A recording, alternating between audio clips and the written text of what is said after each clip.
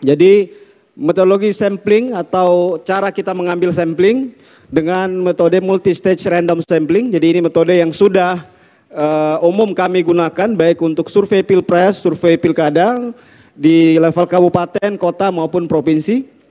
Kemudian jumlah responden ada 1.200 responden. Ya. Teknik pengumpulan data kita lakukan wawancara secara tatap muka.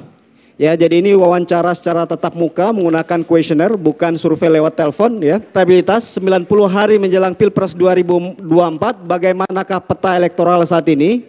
Bapak Ibu sekalian, inilah peta terkini elektabilitas atau dinamika dukungan para capres di 90 hari menjelang Pilpres 2024 ya. Kami tanyakan, ini langsung kami tanyakan nama pasangan calon karena sudah ditetapkan hanya 3 nama yang kami tanyakan, 3 pasangan calon.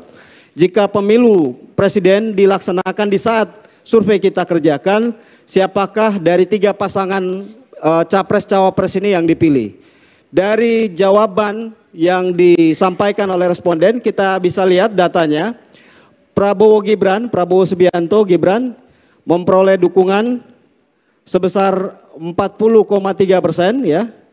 Kemudian Ganjar Mahfud di angka 28,6% dan Anies Muhaimin di angka 20,3% ya. Jadi jika Pilpres dilaksanakan di saat survei kita kerjakan, maka pasangan Prabowo Gibran adalah pasangan capres-cawapres dengan elektabilitas tertinggi mencapai 40,3% ya.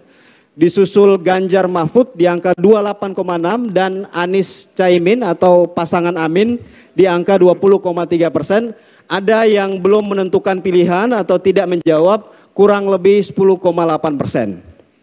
Dari slide ini yang pertama yang bisa kita simpulkan bahwa kemungkinan Pilpres akan diselenggarakan dalam 2 putaran Pilpres ya. Dengan data per hari ini ya. Karena yang belum tahu rahasia tidak jawab tersisa hanya 10,8%. Dan dari data ini jika Pilpres dilaksanakan dalam 2 putaran, maka pasangan Prabowo Gibran adalah pasangan yang pertama lolos ke putaran kedua ya, dengan angka 40,3%. Lalu pertanyaannya, siapa pasangan yang lain yang ikut lolos bertarung dengan Prabowo Gibran di putaran kedua?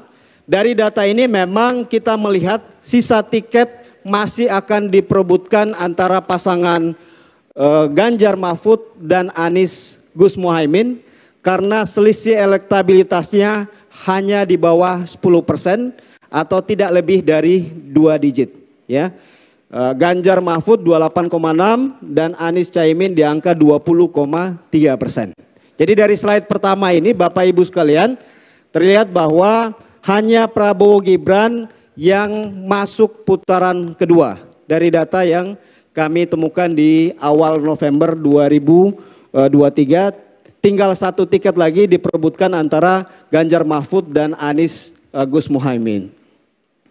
Kemudian slide kedua yang juga penting adalah kami melihat ada tren elektabilitas yang semakin menjauh antara pasangan Prabowo Gibran dengan pasangan Ganjar Mahfud ya. Kita punya trackingnya, ada 3 kali survei terakhir. Sebetulnya hampir tiap bulan kita melakukan survei dan pernah kita rilis ke teman-teman media sekalian dari bulan Januari hingga saat ini November. Tapi kami mengambil 3 data terakhir, 3 periode survei terakhir di September, Oktober dan November 2023.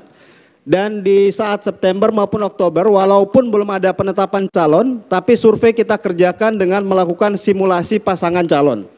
Sehingga terlihat di bulan September ada 3 pasangan capres yang kita uji. Saat itu Pak Prabowo di angka 39,3. Kemudian di Oktober 2023 ada sedikit penurunan di angka 36,8%. Kemudian sekarang naik di angka 40,3% pasca penetapan pasangan calon. Kemudian Pak Ganjar kita lihat angkanya dari September 36,9%, di Oktober di angka 35,3%, sekarang turun jauh ya. Turun jauh hanya di angka 28,6%. Kemudian Anies Gus Muhaimin di saat September kita lakukan survei dan saat survei ini kita rilis memang waktu itu sempat banyak komplain dari timnya Anies maupun Caimin ya. Tapi sekarang kita lihat trennya mengalami kenaikan ya.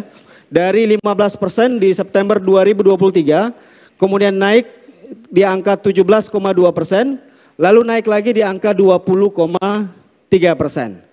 Sementara mereka yang belum memutuskan atau masih swing, ini angkanya relatif stabil ya. Di September 8,8%, di Oktober 10,7%, kemudian naik lagi di November di angka 10,8%.